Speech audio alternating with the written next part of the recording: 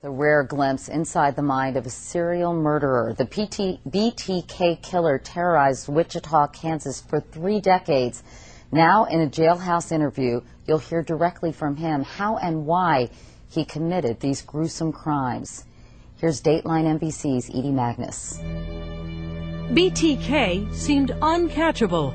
Everyone wondered who he was, where he was, until just a few months ago, when a most unlikely man who'd lived among them all along, Dennis Rader, was arrested.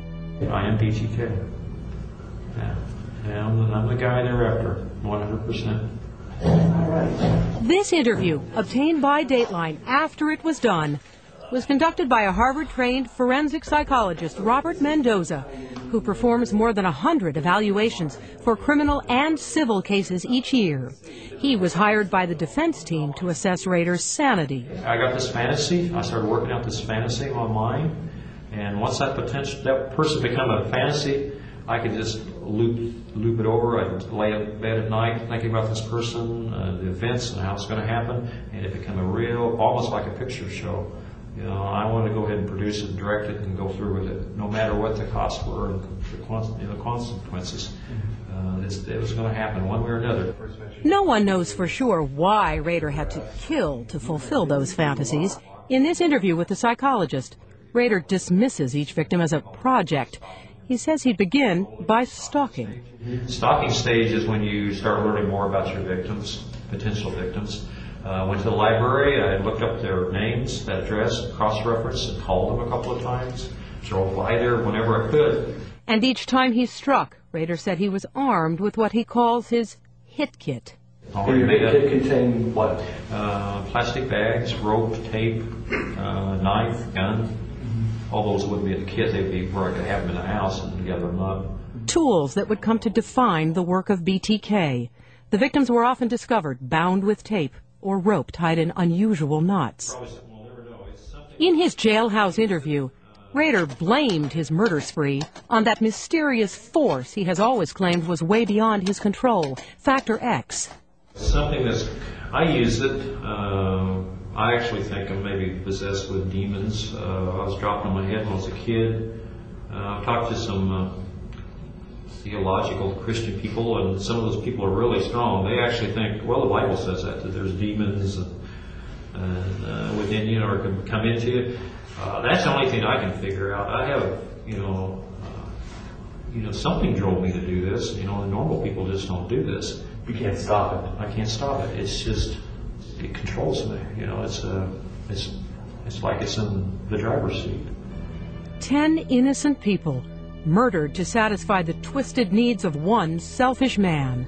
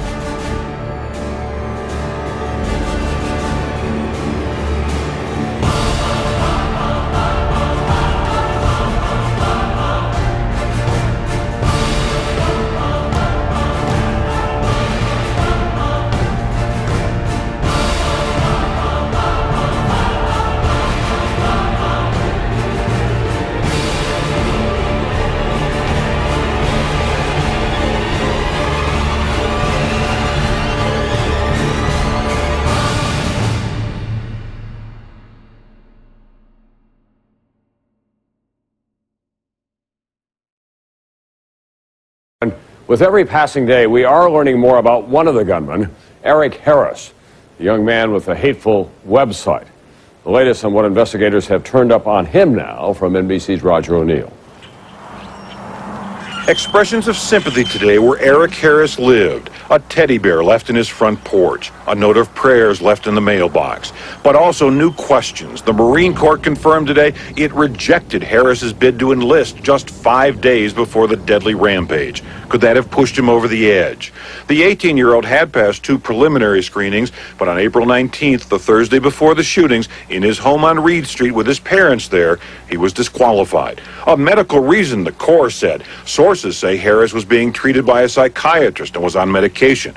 While autopsy results show no drugs or alcohol in his system, it's not clear if authorities tested for prescription drugs. Eric was the youngest son of Wayne Harris, a 20-year retired Air Force pilot. Friends in Plattsburgh, New York, where the family was stationed before moving to Colorado 6 years ago, remember a normal child, a former classmate. He was a really nice kid. He was really sweet, got good grades. He loved sports. But at Columbine High, Harris, by all accounts, hated sports and jocks.